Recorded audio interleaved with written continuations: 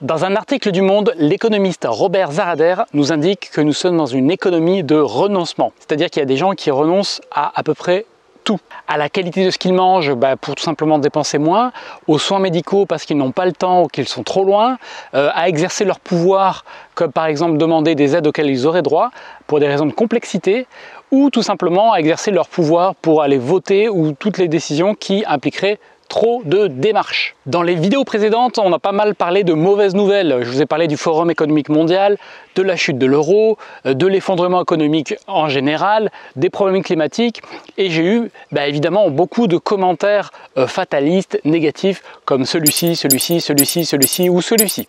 Et effectivement, des raisons de baisser les bras, il y en a plein. On voit les tensions entre la Serbie et le Kosovo qui renaissent, les États-Unis qui n'ont que ça à faire que d'aller provoquer la Chine à Taïwan.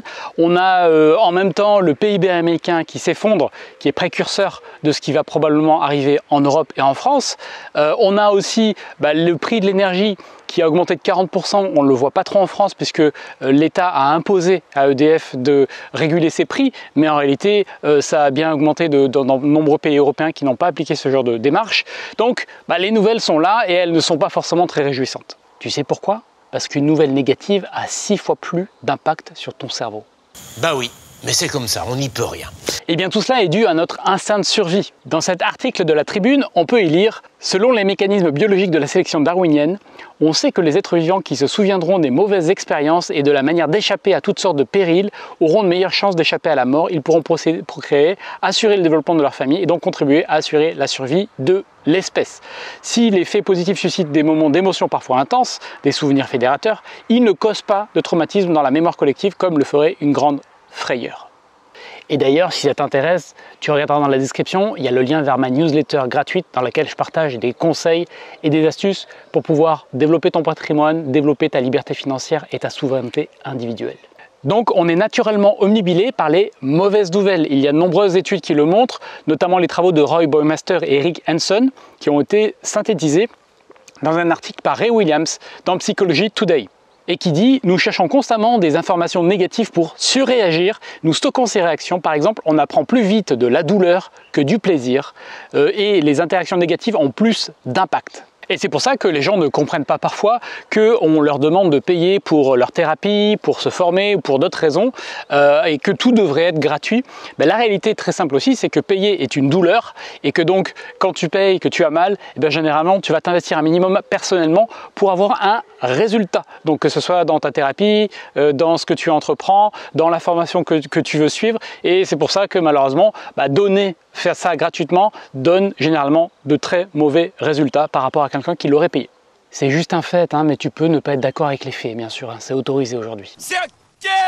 Alors le truc, tu l'as compris, c'est que on va t'alimenter constamment en mauvaises nouvelles. On a, par exemple, on te dit qu'au mois de juillet, on a consommé la totalité des ressources que nous devrions consommer sur l'année. On a les logements énergivores pour lesquels on ne peut plus augmenter le loyer. Voilà, il y a plein de nouvelles qui s'enchaînent. On a une affaire sur Zillow, qui est un site d'annonces immobilières aux États-Unis, le plus gros site, si tu veux, c'est une espèce de Le Bon Coin survitaminé. Et bien, sur ce site, il y aurait il y a des gens qui supputent ou qui mettent en garde contre le fait qu'ils disposent de tellement de données qu'ils seraient capables en fait d'influencer le marché. Par exemple, ils sont capables de surveiller en temps réel ce que cherchent les gens et à quel prix les transactions se font, les contacts se font, et donc ils seraient capables avec leurs moyens d'acheter des biens dans des zones qui montent, de peut-être même doper volontairement un peu les prix et de revendre ces biens-là, donc d'influencer massivement le marché grâce à leur puissance et leur réseau. C'est une opinion qui est devenue virale sur TikTok. D'ailleurs, je vous mets le lien vers mon propre TikTok qui est nouveau et dans lequel vous trouverez d'autres types de contenus que vous ne verrez pas sur YouTube. Et au final, cette technique ne leur aurait pas trop réussi. D'ailleurs, est-ce que tu crois que c'est quelque chose qui pourrait exister en France? Dis-le moi dans les commentaires. Bon, une chose est sûre, c'est que le monde ne manque pas de grosses sociétés qui investissent dans l'immobilier. On peut citer Blackstone, qui est juste énormissime. C'est la société qui possède le plus d'immobilier aux États-Unis et également en Espagne. Mais ce que je vous propose dans cette vidéo, c'est de creuser un petit peu ce sentiment d'impuissance pour pouvoir peut-être le dépasser, parce que je pense qu'il y a des gens qui sont sauvables. Le truc, c'est que ces nouvelles négatives, on est naturellement attiré par ces nouvelles et en voyant constamment, eh bien, ça conduit à provoquer un renoncement chez la plupart des gens. Parce qu'évidemment, avec les nouvelles que je vous ai citées, tout cela est hors de notre contrôle et donc à quoi bon se battre, à quoi bon faire des efforts lorsqu'on doit lutter face à tout cela. Ce qu'il faut connaître, c'est la notion d'impuissance apprise. Moi, ça fait des années que je vous en parle si vous me suivez. C'est une notion qui a été popularisée par Martin Seligman et voici ce qu'il dit à ce sujet. Il s'agit d'un état psychologique qui résulte de la venue d'événements incontrôlables menant à des états émotionnels, cognitifs et motivationnels déficitaires. Dès l'enfance, nous avons tendance à escompter que nos efforts auront un impact sur l'amélioration de nos résultats et que celle-ci sera valorisée et récompensée. L'impuissance apprise apparaît lorsqu'une personne ne peut plus faire le lien entre les résultats obtenus et les efforts fournis. Vécue de façon intense et répétée, elle sape la confiance, l'estime de soi, la capacité à décider et à agir et peut conduire à la dépression. Alors concrètement, pour arriver à cette conclusion, ils ont mené des expériences sur des animaux. Bon, c'est pas très heureux. Seligman a travaillé à partir du conditionnement opérant de Skinner. Donc dans la première partie de l'expérimentation, il a 3 groupes de chiens qui sont attachés à un harnais. Le groupe 2 subit intentionnellement un choc électrique que les chiens peuvent arrêter en pressant un levier. Chaque chien du groupe 3 est attaché en parallèle à un chien du groupe 2 subissant un choc de la même intensité et de la même durée. Mais ceux du groupe 3 n'ont pas la possibilité d'arrêter le choc. Au bout du compte, les chiens du groupe 1 et 2 se sont rétablis rapidement de leur expérience, tandis que les chiens du groupe 3 ont appris à être impuissants et ont montré des syndromes similaires à la dépression chronique. Et là où ça devient intéressant, c'est qu'il y a une deuxième partie à cette expérimentation. Dans cette deuxième partie, les 3 groupes de chiens ont été mis dans un nouveau dispositif avec un petit muret qu'il suffit de sauter pour éviter le choc. Et bien dans cette partie-là, les chiens du groupe 3 n'ont tout simplement pas sauté ce petit muret, ils sont restés passifs à recevoir des chocs, à gémir, parce qu'ils ne savaient pas qu'ils pouvaient tout simplement faire autrement. Alors voici où je veux en venir. Quand j'ai créé Esprit Riche en 2007, c'est que j'avais identifié que j'avais été probablement victime de cette impuissance apprise depuis ma plus jeune enfance, tout simplement parce que je n'avais pas conscience de tous ces mécanismes. Et donc j'ai appris à les dépasser. Et ce que j'ai fait, c'est que j'ai utilisé ces résultats à mon propre avantage et que je les ai enseignés aux personnes qui me suivaient. Et évidemment, dans mon approche, dépasser cette impuissance, reprendre le pouvoir, c'est aussi et avant tout reprendre votre pouvoir économique et votre liberté financière. Parce que le lien directement avec tout ça, c'est la manipulation des foules, qui est un sujet que je trouve passionnant. La littérature sur ce domaine est tout simplement hallucinante. Je vous en parlais dans un article il y a déjà 10 ans, je vous mets le lien dans la description. J'ai analysé notamment le livre de Gustave Le Bon, Psychologie des foules, publié en 1895. Je vous encourage à lire l'article dans son intégralité pour bien le comprendre. Gustave Le Bon dit notamment « Connaître l'art d'impressionner l'imagination des foules, c'est connaître l'art de les gouverner ». Il dit aussi la puissance des mots est liée aux images qu'ils évoquent et non pas du tout à leur sens. Et que les mots qui sont parfois le plus mal définis sont parfois les plus puissants puisqu'ils renvoient à une image. Par exemple, si aujourd'hui je vous parle de vague, qu'est-ce que ça vous évoque ? Du surf? Alors, autre époque, autre personnage, Gunther Anders en 1956, et voici ce qu'il dit. Pour étouffer par avance toute révolte, il ne faut pas s'y prendre de manière violente. Les méthodes du genre de celle d'Hitler sont dépassées. Il suffit de créer un conditionnement collectif si puissant que l'idée même de révolte ne viendra même plus à l'esprit des hommes. L'idéal serait de formater les individus dès la naissance en limitant leur aptitude biologique innée. Ensuite, on poursuivrait le conditionnement en réduisant de manière drastique l'éducation pour la ramener à une forme d'insertion professionnelle. Un individu inculte n'a qu'un horizon de pensée limité et plus sa pensée est bornée à des préoccupations médiocres, moins il peut se révolter. Il faut faire en sorte que l'accès au savoir devienne de plus en plus difficile et élitiste, que le fossé se creuse entre le peuple et la science, que l'information destinée au grand public soit anesthésiée de tout contenu à caractère subversif. Surtout pas de philosophie, là encore il faut user de la persuasion et non de la violence directe. On diffusera massivement, via la télévision, des divertissements flattant toujours l'émotionnel ou l'instinctif. On occupera les esprits avec ce qui est futile et ludique. Il est bon, dans un bavardage et une musique incessante, d'empêcher l'esprit de penser. On mettra la sexualité au premier rang des intérêts humains. Comme tranquillisant social, il n'y a rien de mieux. En général, on fera en sorte de bannir le sérieux de l'existence, de tourner en dérision tout ce qui a une valeur élevée, d'entretenir une constante apologie de la légèreté, de sorte que l'euphorie de la publicité devienne le standard du bonheur humain et le modèle de la liberté.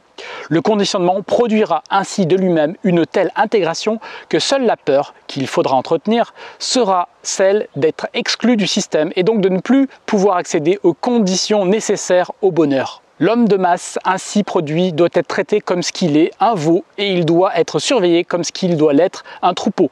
Tout ce qui permet d'endormir sa lucidité est bon socialement. Ce qui menacerait de l'éveiller doit être ridiculisé, étouffé, combattu.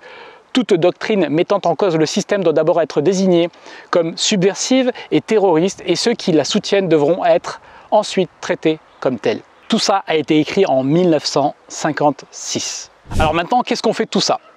Il faut savoir que face à un danger, il n'y a que 3 réactions possibles. Le combat, la fuite ou la résignation. Les événements traumatisants vont vous figer, vont alimenter votre impuissance apprise, surtout si depuis votre plus tendre enfance, vous n'avez pas sorti la tête du troupeau. Pourtant, tout ce qu'il se passe aujourd'hui n'a en réalité peut-être rien d'inédit, peut-être rien de nouveau. On peut, si vous creusez l'histoire, retrouver des faits difficiles, des moments incroyablement compliqués pour le peuple, pour les dirigeants. Je sais pas, par exemple une famine qui serait pour le coup une vraie épidémie, ou alors des guerres mondiales par exemple. Tout cela, évidemment, on peut apprendre à le traverser. On peut aussi se rendre compte qu'il y a eu par le passé des empires qui ont chuté, des empires qui étaient hégémoniques, qui ont totalement disparu, et que donc les bouleversements dans ce monde ne sont pas quelque chose de nouveau. Simplement, on a peut-être été mal habitué dans une période de ces 60-70 dernières années où les choses étaient relativement stables, en tout cas en Europe. Donc pour vivre heureux, pour améliorer votre vie, puisque je suppose que vous regardez cette vidéo pour cela, il va falloir à un moment donné sortir des réactions de base qui sont la fuite, le combat ou la résignation, et accepter que vous avez votre rôle à jouer, que vous avez votre pouvoir individuel. C'est la notion de souveraineté individuelle, qui est l'autorité, le pouvoir intrinsèque d'un individu à déterminer sa propre direction. Ça signifie ne pas être contrôlé, évidemment, par une autorité, par vos pensées ou par des médias, mais c'est aussi avoir le pouvoir de vous éloigner des situations et des personnes qui n'honorent pas votre souveraineté. Par conséquent, pour être souverain, il n'y a pas beaucoup de solutions. Il faut maintenir ce qu'on appelle une distance métaphorique avec la société. Pas question de vivre en marge totale, mais d'avoir une distance métaphorique. Je vous mettrai un lien vers un article qui explicite tout cela. Une manière très simple et pratique de maintenir cette distance, c'est de ne pas regarder la télé, de ne pas regarder les news et de ne pas vous faire influencer, bombarder par la publicité autant que possible. Par exemple, moi j'ai jeté ma télévision en 2008, je m'en suis jamais aussi bien porté. Et c'est d'avoir conscience aussi de notre fragilité, c'est-à-dire que oui, bien sûr, si vous regardez la télévision de temps en temps, il ne va rien vous arriver, mais si vous la regardez en vous disant non, moi je vais la regarder, mais en ne laissant pas la publicité m'influencer, eh bien là vous êtes en train de vous mentir à vous-même. Une autre astuce pour facilement reprendre ce pouvoir-là, c'est de passer plus de temps à créer et à produire que la consommer. Ça aussi, j'ai un article sur mon blog si cela vous intéresse, mais vous pouvez tout à fait mesurer le temps que vous passez à créer, à produire, donc du contenu, des idées, à créer des objets, peu importe ce que c'est, plutôt qu'à consommer. La plupart des gens qui sont prisonniers du système, en fait, sont des consommateurs. On les a formatés pour qu'ils ne soient quasiment que cela. Et bien évidemment, dans toutes les solutions pratiques dont je parle, on peut parler de acheter de la terre, acheter de l'immobilier, acheter, devenir propriétaire d'actifs qui vous garantissent votre liberté économique. Parce que bien évidemment, ce n'est pas en ayant un contrat de travail 35-40 heures classique que vous allez pouvoir exercer votre liberté économique à son maximum. Donc ça veut dire développer des compétences qui ont de la valeur, développer des compétences même qui ont de la valeur pour votre famille. Et ici, je suis dans un champ, il y a des compétences comme les soulignent parfois certains commentaires. Oui, bien sûr, savoir faire pousser des légumes, si c'est intégré dans votre mode de vie, pourquoi pas? Et ces compétences-là ont de la valeur, même si aujourd'hui elles ne sont pas beaucoup valorisées. Donc en tout cas d'avoir un large panel de compétences qui vont vous permettre d'investir votre énergie, votre temps et ces fameuses compétences. Dans la dernière étape de l'expérience qu'a menée Seligman, il montre aussi que si l'on aide un chien à sortir de son impuissance apprise, si l'on le guide, eh bien il peut apprendre à devenir à nouveau puissant et souverain. Il reprend donc des initiatives. Et si le chien est résilient, je sais pour sûr que l'être humain est très résilient. Alors je sais que cette vidéo va probablement un peu moins bien marcher que les vidéos précédentes que je viens de faire, parce que je n'y applique pas autant les principes de manipulation des masses. Et je sais aussi que en réalité, la plupart des gens qui regardent des vidéos sont là pour se divertir, pour confirmer leurs croyances et non pas pour avancer, apprendre ou évoluer comme elles essaient de se le justifier à elles-mêmes. Mais ce qui compte, c'est simplement si, comme le soleil qui est en train de se lever derrière moi, si chaque jour il y a une personne qui regarde cette vidéo, qui prend conscience que tout simplement elle peut reprendre sa souveraineté individuelle, investir, évoluer, développer des compétences et vivre tout simplement ce que j'appelle une vie riche.